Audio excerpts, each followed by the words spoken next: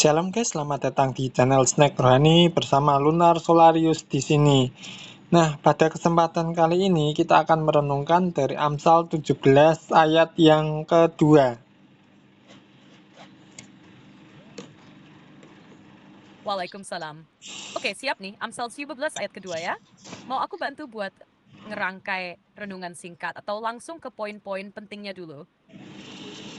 Oke, kita langsung masuk ke inti renungan Amsal 17 ayat yang kedua.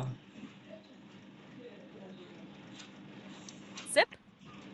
Jadi Amsal 17 ayat 2 bilang kalau lebih baik sedikit dengan takut akan Tuhan daripada harta melimpah dengan masalah. Intinya takut akan Tuhan itu bikin hidup lebih berkualitas, walau sederhana, dibanding kaya tapi penuh masalah. Tidak yang lain. Maksudku Amsal 17 ayat 2. Amsal 17 ayat 2. Ya maaf. Amsal 17 ayat 2 itu bilang, lebih baik makan sedikit dengan damai sejahtera daripada rumah penuh makanan dengan pertengkaran. Jadi, inti renungannya soal damai dalam hidup itu jauh lebih berharga daripada punya banyak tapi penuh konflik. Setuju? Bukan itu, Amsal 17 ayat 2. Budak yang berakal budi akan berkuasa atas anak yang membuat malu dan akan mendapat bagian warisan bersama-sama dengan saudara-saudara anak itu.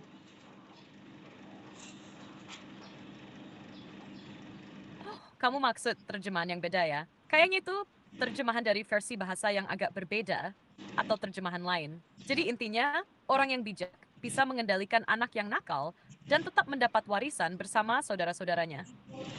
Menarik juga ya, kamu ingin kita simak dan bijak itu lebih hidup. Maksudku tuh Amsal 17 ayat 2 yang bunyinya budak yang berakal budi akan berkuasa atas anak yang membuat malu dan akan mendapat bagian warisan bersama-sama dengan saudara-saudara anak itu.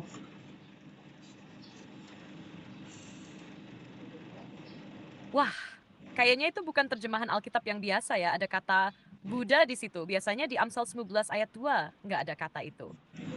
Kamu pakai terjemahan dari sumber mana nih? Bisa jelaskan sedikit?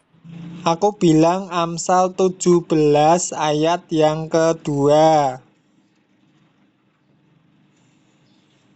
Oh ya, Mixin. Amsal 12 ayat.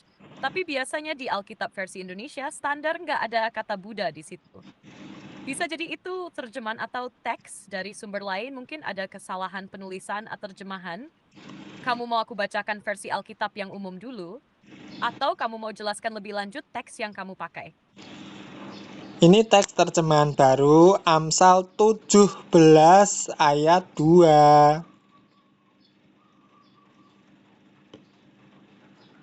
Oi, kamu pakai teks dari terjemahan baru ya? Kadang di sana kata-katanya bisa berbeda sedikit. Jadi di Amsal 17 ayat 2, terjemahan baru itu memang berbunyi seperti yang kamu sebutkan. Menekankan bahwa orang bijak berkuasa atas anak yang membawa malu dan mendapat bagian warisan bersama saudara-saudara. Mau kita gali maknanya lebih dalam? Kamu pakai terjemahan yang mana? Aku biasanya pakai terjemahan baru atau terjemahan lama yang umum di Indonesia. Tapi untuk Amsal 11 ayat 2, terjemahan baru biasanya bilang, orang yang bijak berkuasa atas anak yang membawa malu, dan ia akan mendapat bagian warisan bersama-sama dengan saudara-saudaranya. Terjemahan ini mirip sama yang kamu bilang, cuma kata Buddha itu biasanya nggak ada. Kamu dapat dari sumber mana ya? Apa Alkitabku salah? Aku kan pakai terjemahan baru LAI 1974. Iya, itu bisa jadi perbedaan terjemahan atau cetakan khusus dari LI 1974. Kadang ada variasi kata di sana-sini, apalagi kalau cetakannya berbeda. Kata Buddha di situ kemungkinan salah ketik, atau pengaruh bahasa lain yang nyasar ke teks. Kalau kamu mau, aku bisa bantu cari versi resmi terjemahan baru LI 1974 buat Amsal 17 ayat 2. Biar kita bandingin. Mau? Coba, karena kan di teks Alkitab tertulis ini kan budak yang Budak yang berakal budi akan berkuasa atas anak yang membuat malu dan akan mendapat bagian warisan bersama-sama dengan saudara-saudara anak itu.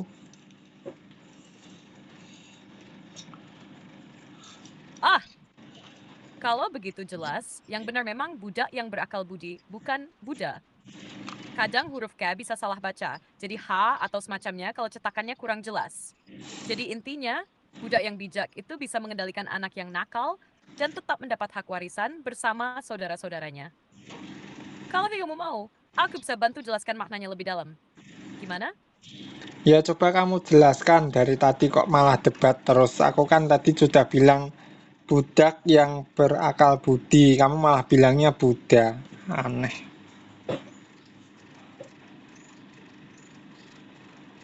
Oh ya, maaf kalau tadi bikin bingung. Maksudmu budak yang berakal budi? Ya, Watsos pari poet biusit, awan interfeds, tian, pelaksanaan. Maknanya, walau statusnya rendah, kalau dia bijak, dia bisa mengatur anak yang membuat malu dan tetap dapat hak waris seperti saudara lainnya. Wutsu menunjukkan nilai kebijaksanaan melebihi status sosial. Watsu sendiri.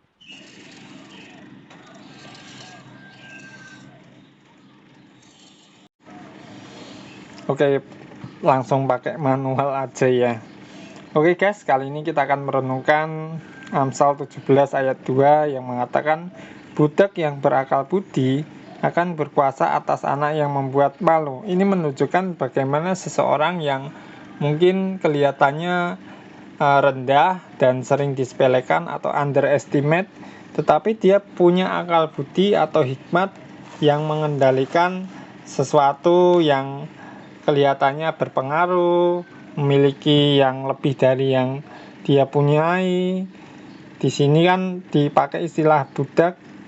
Ini adalah menunjukkan seseorang yang tidak memiliki harga diri, mungkin tidak mempunyai ya manusia banyakan umumnya lah hak asasi. Tetapi di sini melihat bahwa budak itu memiliki hikmat sehingga dia bisa mengendalikan, dalam tanda kutip ya, itu dengan hikmatnya atas anak. Kalau kita melihat status sosial di sini, anak tentunya kan lebih tinggi kedudukannya, bahkan bisa jadi lebih sangat tinggi daripada seorang budak. Tetapi kita melihat seorang budak di sini yang memiliki akal budi, dia malah berkuasa, dalam artian dia bisa mengendalikan, mengatur, atau mungkin memiliki pengaruh dalam suatu rumah. Makanya kita jangan underestimate atau merendahkan orang ya guys, yang kelihatannya dari segi penampilan mungkin istilahnya wong Jawa ngarani wah gak menjanji, tidak meyakinkan, dia ini siapa sih, apa sih dia. Mungkin kalau kita melihat orang itu bukan apa-apa, bukan siapa-siapa, tetapi memiliki hikmat dan pengaruh yang luar biasa. Ini hati-hati sekali kalau kita ketemu dengan orang ini, dan mengingatkan kepada kita supaya kita belajar untuk menghargai orang. Karena belum tentu juga kalau kita lihat dari penampilannya itu meyakinkan, belum tentu juga. Kadang penampilan itu bisa menipu. Lalu frasa selanjutnya, dan akan mendapat bagian warisan bersama-sama dengan saudara-saudara anak itu. Nah, kalau kita melihat sini kelihatannya tidak begitu berharga, tetapi justru karena hikmat akal budinya itu akan mendapat warisan bersama-sama dengan saudara-saudara anak itu. Jelas di sini kalau menurut aku kita harus bisa belajar menghargai orang lain. Kalau filsafat Jawa mengatakan memanusiakan manusia, istilahnya ngewongke wong lah. Karena belum tentu juga apa yang kita lihat kelihatan sepele, tapi justru itu memiliki dampak atau pengaruh yang besar. Contoh ketika Samuel mau mengurapi Daud, di situ ada kakak-kakaknya Daud yang boleh dibilang ganteng, gagah, keren karena latar belakang militer. Sedangkan Daud masih kemerah-merahan. Tetapi apa yang dikatakan Allah pada Samuel bukan apa yang nampak oleh mata, tetapi hati. Nah, kalau kita tarik dalam pembahasan kita kali ini, jika seseorang yang kelihatannya rendah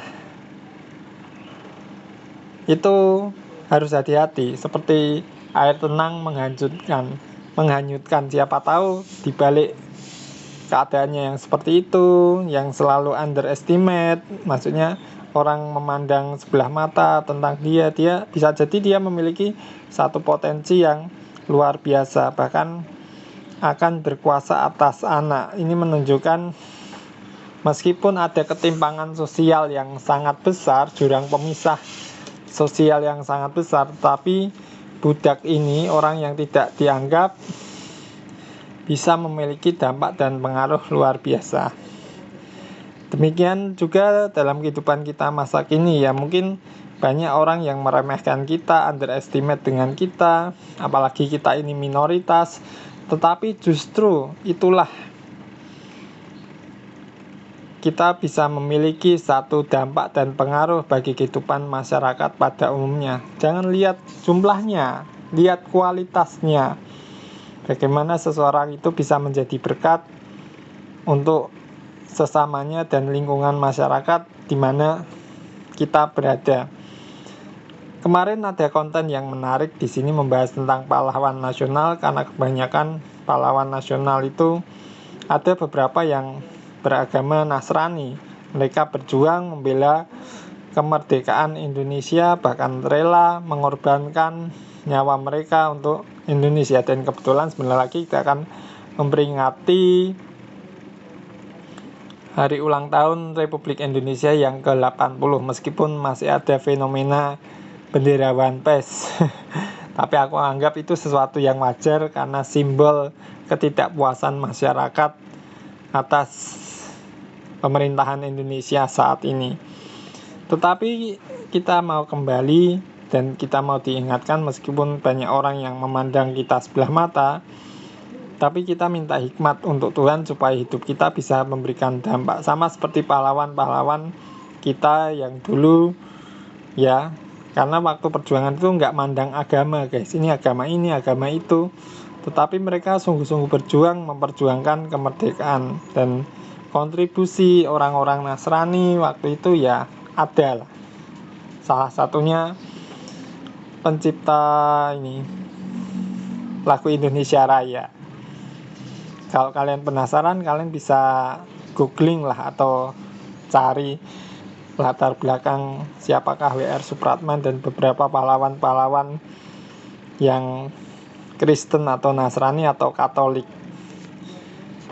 Oke guys, jadi kesimpulan sebagai renungan kali ini, meskipun kita dianggap sebelah mata ya guys, kalau kita punya hikmat dan berakal budi, kita akan memiliki dampak yang besar. Sama seperti budak itu tidak dianggap, bahkan tidak punya harga diri, gak ada harga dirinya guys, tetapi bisa berkuasa atas anak, bahkan mendapat warisan bersama-sama dengan saudara-saudara. Maka dari itu kita jangan berkecil hati, tetap percaya kita sebagai anak-anak Tuhan, tetap minta hikmat Tuhan dan hidup berdampak positif bagi lingkungan masyarakat kita. Oke guys, kalau kalian suka dengan video-video aku di channel ini, kalian bisa subscribe dan share, like kalau kalian suka, dan dislike aja kalau kalian nggak suka. Dan terima kasih kepada donatur yang selama ini mendukung pelayanan Snack Rohani dalam membuat video renungan yang menjadi berkat untuk kita semuanya. Tuhan memberkati kalian semua, dan mohon dukungan doanya untuk membeli peralatan konten dan juga membuat studio mini serta podcast rohani yang bermanfaat dan menjadi berkat untuk kita semuanya. Kalau kalian ingin dan rindu mendukung pelayanan channel ini, link persembahan kasih atau donasi terbuka ada di kolom deskripsi. Oke, Terima kasih dan Tuhan Yesus memberkati.